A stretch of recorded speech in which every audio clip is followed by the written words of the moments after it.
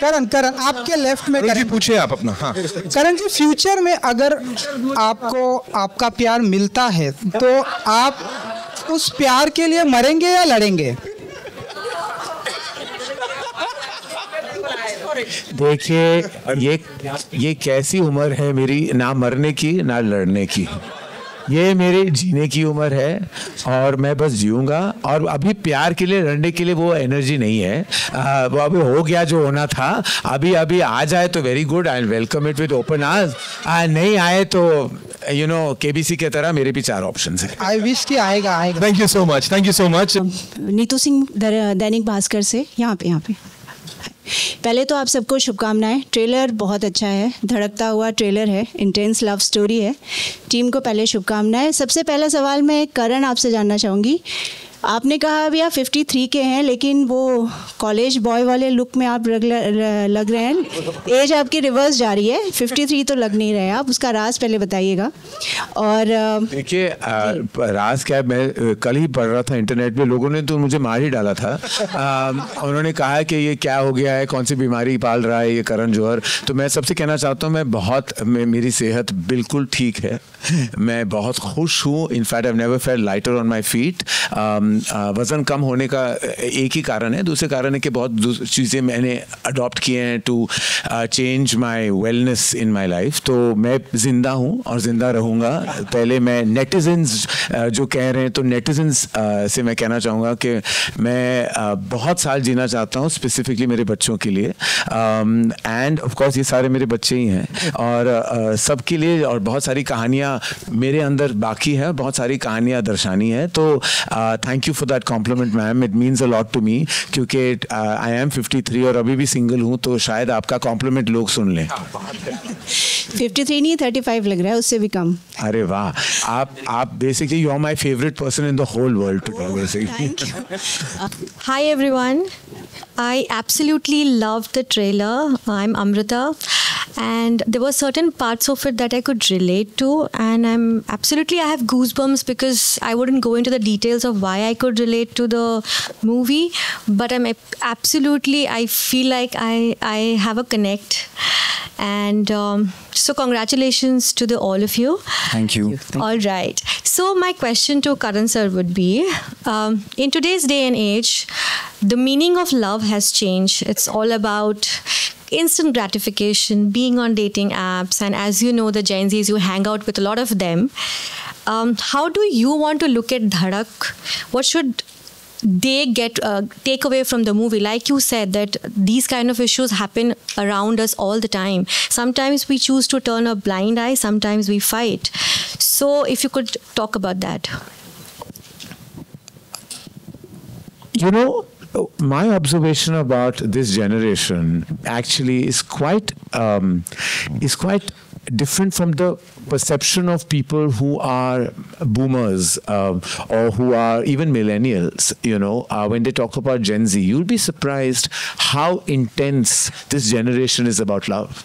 While there are many dating apps and everyone talks about swiping, but those are just like sometimes, and access to a certain amount of romantic intervention in your life, or you feel you're bored and you want something. But when it comes to love, और जब प्यार मोहब्बत की बात होती है, this generation is very intense. जिस तरह इस जनरेशन का दिल टूटता है ना, वो किसी और जनरेशन का नहीं टूटा है. So अगर आप देख लो, चार्ट पे भी देख लो, आप स्पॉटिफाई पे जाओ, 50 गाने आपको मिलेंगे, वहाँ से 40 गाने हार्ट ब्रेक पे होंगे.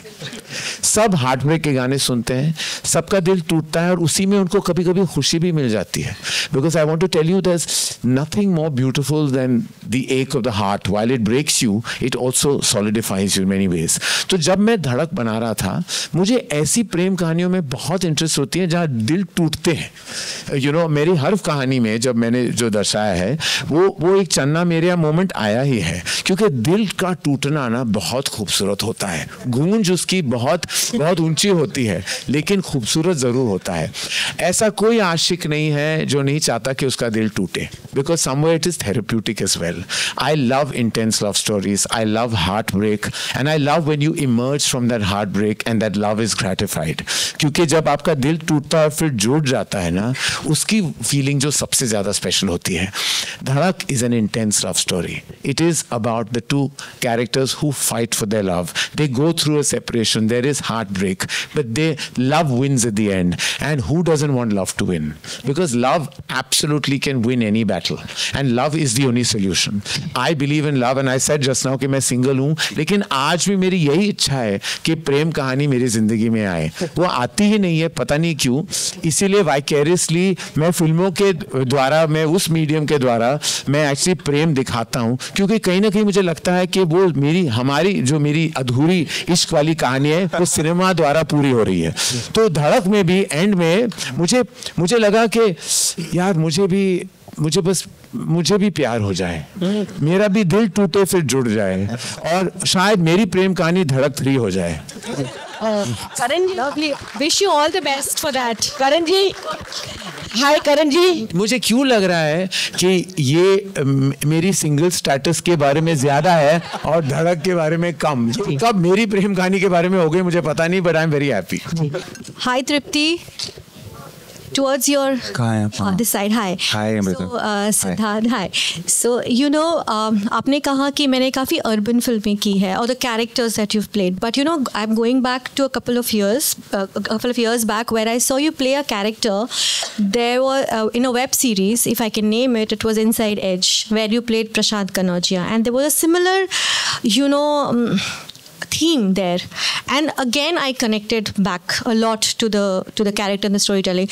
My question to the two of you is that while we are all living in urban spaces, when as actors you work in a movie and you have gone through the process of essaying these characters, you take away something with the two of you. What were the 2 things that the two of you took away from the film and from your characters that is going to stay with you forever? I think for me it's the courage that my character has. I don't think I have that kind of courage. And I remember having this conversation with Shazia.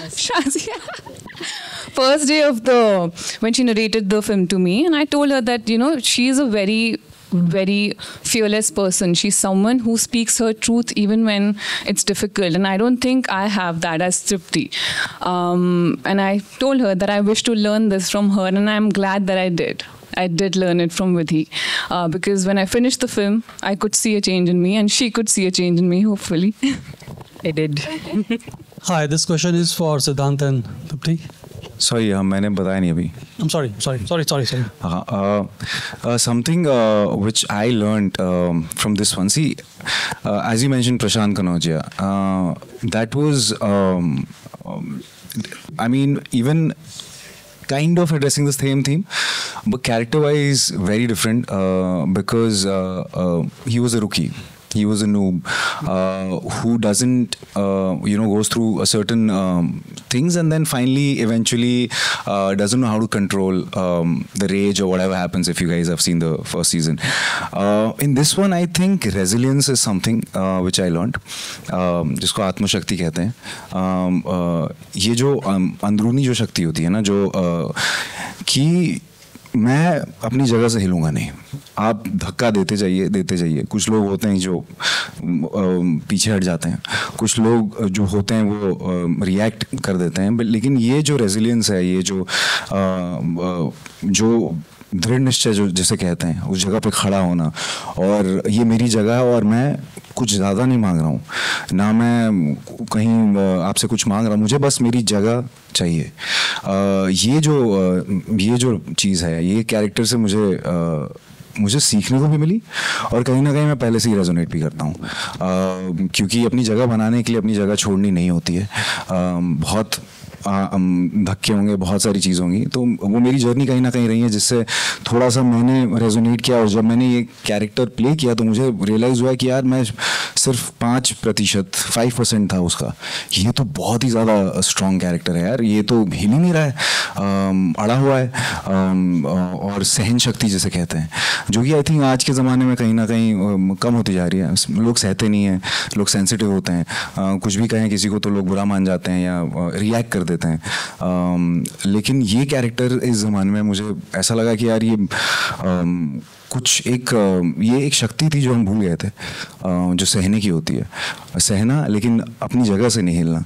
और सहना भी ये नहीं कि उसे सहते रहना, उसके खिलाफ आवाज़ उठाना, उससे लड़ना, और ऐसे भी ना लड़ना जैसे कि आप वायलेंस होता है, बहुत सारी चीज़ें होती हैं, नहीं, बस मुझे मेरी जगह चाहिए और मैं वहीं खड़ा रहूँगा। ये जो चीज़ है, ये मैं आई थिंक अपनी ज़िंदगी भर इस कैरेक्टर को मैं लेके जाऊँगा अपने साथ। हेलो।